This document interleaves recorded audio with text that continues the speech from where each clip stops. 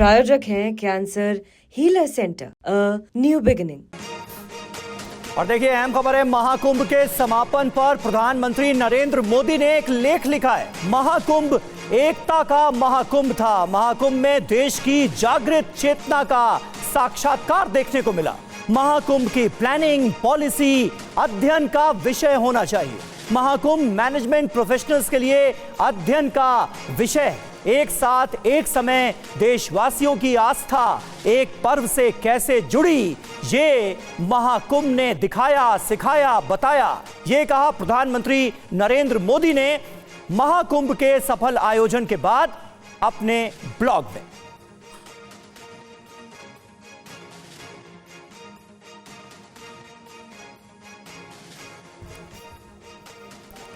तो महाकुंभ संपन्न हुआ, एकता का महायज्ञ संपन्न हुआ। प्रयागराज में एकता के महाकुंभ में पूरे 45 दिनों तक जिस प्रकार 140 करोड़ देशवासियों की आस्था एक साथ एक समय में इस एक पर्व से आकर जुड़ी, वो अभिभूत करता है।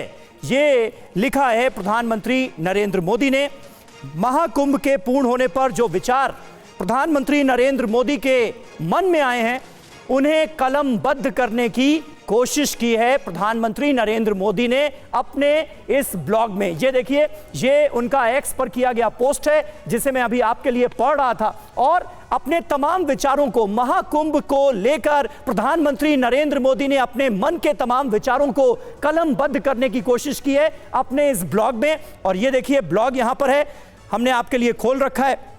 साथियों, महाकुंभ के दृश्यों को देखकर बहुत प्रारंभ से ही मेरे मन में जो भाव जागे, जो पिछले 45 दिनों में और अधिक पुष्ट हुए, राष्ट्र के उज्जवल भविष्य को लेकर मेरी आस्था अनेक गुना मजबूत हुई है। 140 करोड़ देशवासियों ने जिस तरह प्रयागराज में एकता के महाकुंभ को आज के विश्व की एक महान पहचान बना दिया, वो अद्भुत है।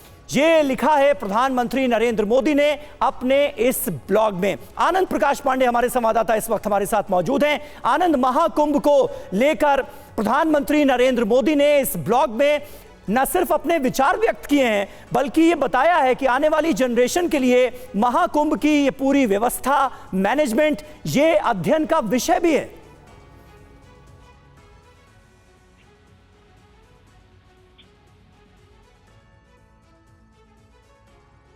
आनंद, आपको आवाज मिल रही है? जी जी जी, बिल्कुल। प्रधानमंत्री ने अपने इस ब्लॉग में जो पूरे 45 दिन तक महाकुंभ चला, उसका जिस तरह से आयोजन किया गया, जिस तरह से प्रबंधन किया गया, उसकी उन्होंने तारीफ किया। और इसीलिए उन्होंने जो हेडिंग भी दी अपने ब्लॉग की, उसका हेडिंग दिया उन्होंने, एकता का महाकुंभ, युग परिवर्तन की आहट। उन्होंने साफ तौर पे कहा कि ऐसा लगा कि इस महाकुंभ के जरिए पूरे राष्ट्र की जो चेतना है वो जागृत हुई है। और उन्होंने उसका भी जिक्र किया कि किस तरह से उन्होंने अयोध्या में रामलला के प्राण प्रतिष्ठा की थी, तब भी उन्होंने इस बात का जिक्र किया कि तब मैंने कहा था कि देशभक्ति से देशभक्ति होनी चाहिए।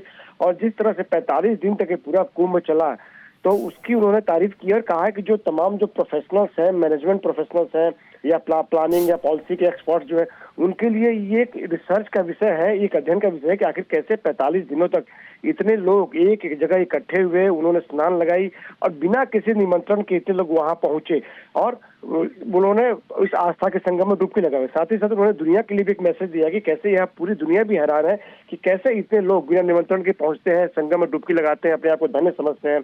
और एक बात जो उन्होंने बार बार जिक्र किया वो युवा पीढ़ी का कहा है।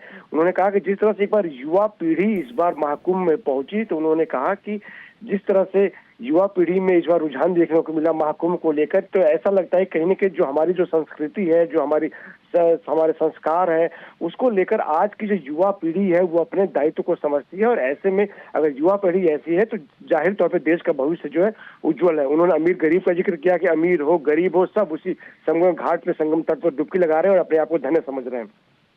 बिल्कुल बिल्कुल आनंद, शुक्रिया आपका इस जानकारी के लिए, इस अपडेट के लिए। प्रधानमंत्री नरेंद्र मोदी ने महाकुंभ के संपन्न होने के बाद अपने विचारों को एक ब्लॉग के जरिए देशवासियों के सामने रखा है।